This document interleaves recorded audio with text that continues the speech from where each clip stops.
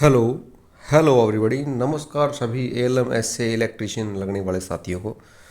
तो साथियों, एक न्यू अपडेट है। नौकरी बनी रहेगी या दोबारा तैयारी करनी पड़ेगी, आपके सभी सवालों के जवाब इस वीडियो में लेकर आया हूँ मैं, आपका अपना जेई मल्टीक्स टेक्नो चैनल पर, आपका अपना परवीन सर भिवानी। तो साथियों, सबसे पहले हम बात करेंगे कि हमारा जो एएलएम ग्रुप नंबर 22, उसके अंदर 6,576 पोस्ट थी और 15,919 कैंडिडेट बुलाए गए थे जो 4 गुना से कम थे। ठीक है, सबसे पहले तो हमें ये पता होना चाहिए।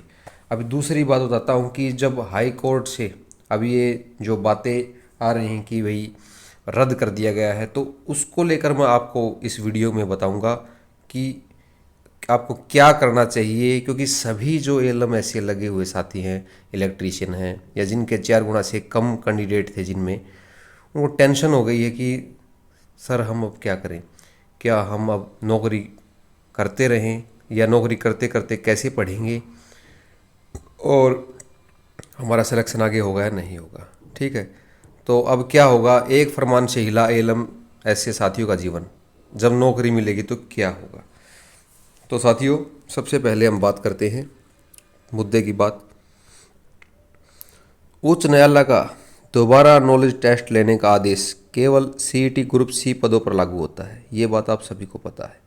जहां तक 20 ग्रुपों का सवाल है, हाई कोर्ट के सामने सरकार यह मामला अच्छे से समझाने में नाकामयाब रही है, क्योंकि ये 20 ग्रुप ऐसे थे जिसके अंदर 4 गुना से कम कैंडिडेट थे। इस पर कोई प्रभाव नहीं पड़ता। ठीक है, क्योंकि किसी का भी हनन नहीं हो रहा अधिकारों का कि किसी को भी पेपर देने से वंचित किया जा सके।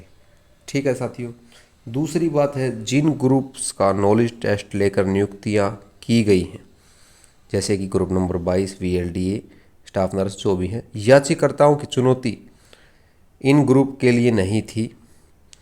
जो इन्होंने कोर्ट में केस कर रखा था उनके लिए ये नहीं थी। इन ग्रुप्स में ज़्यादातर 4 गुना से कम एलिजिबल कैंडिडेट थे। यह पूरी स्थिति सरकार की तरफ से अदालत में स्पष्ट की जानी आवश्यक थी।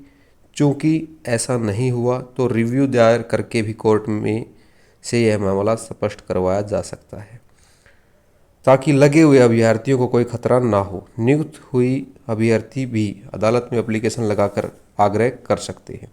जिन साथियों का सिलेक्शन अभी ऑलरेडी है, तो वो एक रिव्यू दायर करके हाई कोर्ट में यह मामला स्पष्ट करवा सकते हैं कि भाई हमारा तो इससे कोई मैटर है ही नहीं, हमारा तो किसी का अधिकारों का शोषण हो ही नहीं रहा।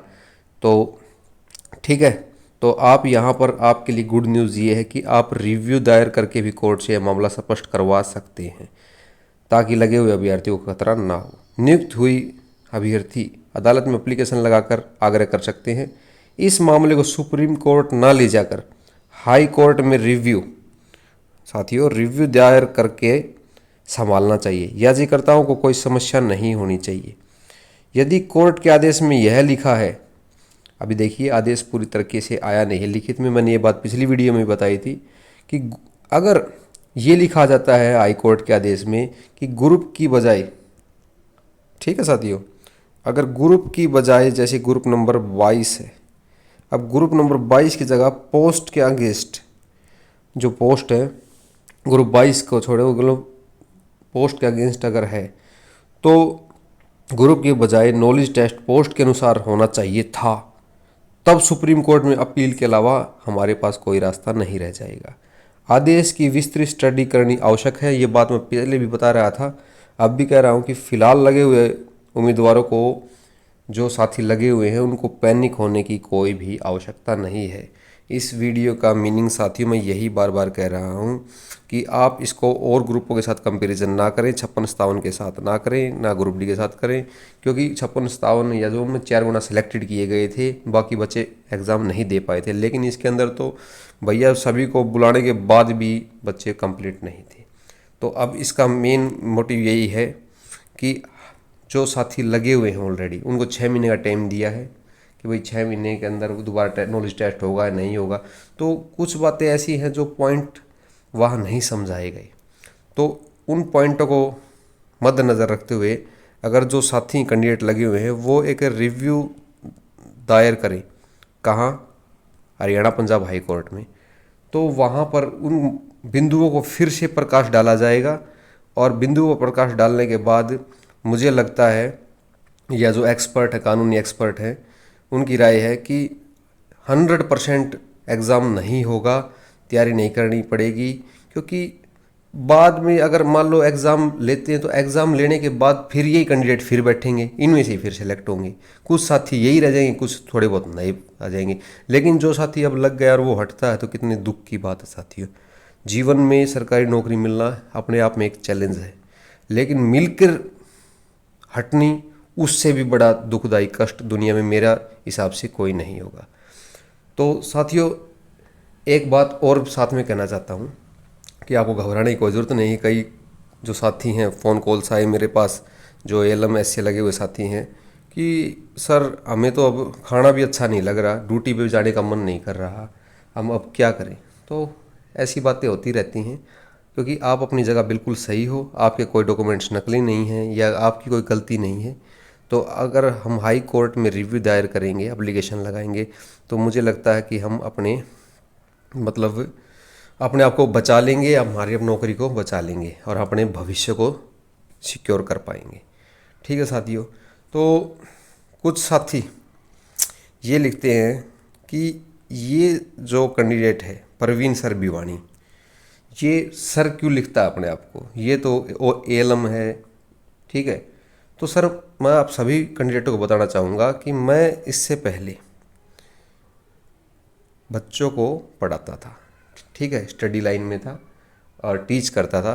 तो जो कैंडिडेटों को पढ़ाते हैं वो सर ही कहलाते हैं, इसलिए मैं सर के नाम से ही प्रसिद्ध था, परवीन सर भिवानी। ठीक है। तो अगर किसी साथी को कोई भी परेशानी आ रही है या दिमाग में कोई सवाल है तो वो रिस्पेक्टफुली तरीके से कमेंट बॉक्स में लिखे। और रही बात साथियों, आज का टाइम ऐसा है, जो आदमी पीएचडी भी हैं वो भी ग्रुप डी में लगने को तैयार है। ठीक है। तो कुछ साथी ये कहते हैं कि अगर आप सर थे तो फिर आप इस एएलएम की नौकरी में क्यों आ गए। तो मैंने ये बात बता दिया, पीएचडी किए हुए भी साथी जो है, जो बहुत पढ़े वेल क्वालिफाइड है, वो भी आज ग्रुप डी की नौकरी को तरस रहे हैं साथियों, क्योंकि बेरोजगारी देश में इतनी बढ़ चुकी है। और मैंने आपको बताया कि नौकरी मिलना तो ऊँट को रेल में चढ़ाने के बराबर है साथियों। तो अगर मेरी बात से किसी को अच्छा लगा है तो वो वीडियो को लाइक करें और अपने विचार लिख सकता है। ठीक है साथियों, मेरा काम आपको सूचना देने का नहीं है, मेरा काम आपको सही मार्गदर्शन करने का, जानकारी देने का है, ताकि हम सही मार्गदर्शन के जरिए अपनी मंजिल तक पहुंच सके। और ये जो लड़ाई है साथियों, ये मेरी नहीं है ना आपकी नहीं, ये हम सब की है। अगर हम मिलजुल कर सभी एक होकर इस पर काम करेंगे तो हमें सफलता 100% मिलेगी। तो इसी के साथ वीडियो को मैं यहीं समाप्त करता हूँ संडे स्पेशल में। तो आप समझ गए होंगे मैं वीडियो के माध्यम से आपको जो जानकारी देना चाहता था कि सर हम कहाँ जाएं, अब सुप्रीम कोर्ट में जाएं ना जाएं या मरनो। कई साथियों को तो कुछ भी पता नहीं है, सिर्फ वो किसी बहकावे में आ जाते हैं कि हमारी तो नौकरी छूट गई, हमारी तो ज़िंदगी बर्बाद हो गई। भैया ऐसा कुछ नहीं है, कोई टेंशन लेने की बात नहीं है। सारे तथ्य जैसे जैसे समय समय आने पर मैं बताता हूँ आपको, इसीलिए आप चैनल से जुड़े। अगर चैनल पर दी हुई जानकारी परवीन सर भिवानी के द्वारा आपको अच्छी लगती है तो आप चैनल को तुरंत सब्सक्राइब कर दें और अपने जो ग्रुप्स हैं, व्हाट्सएप ग्रुप्स, टेलीग्राम, वहाँ वीडियो को शेयर कर दें, ताकि यह सही जानकारी हम जैसे आप जैसे साथियों तक पहुँच सके। तो इसी के साथ धन्यवाद, नमस्कार, राम राम। और सरकार भी अपनी तरफ से पूरी कोशिश कर रही है कि 5 नंबर के लिए सुप्रीम कोर्ट में जाएगी, लेकिन सरकार भी अपनी तरफ से लड़े, हमें भी अपनी तरफ से रिव्यू डालना चाहिए। ठीक है साथियों, तो धन्यवाद, नमस्कार, राम राम, सत श्री अकाल।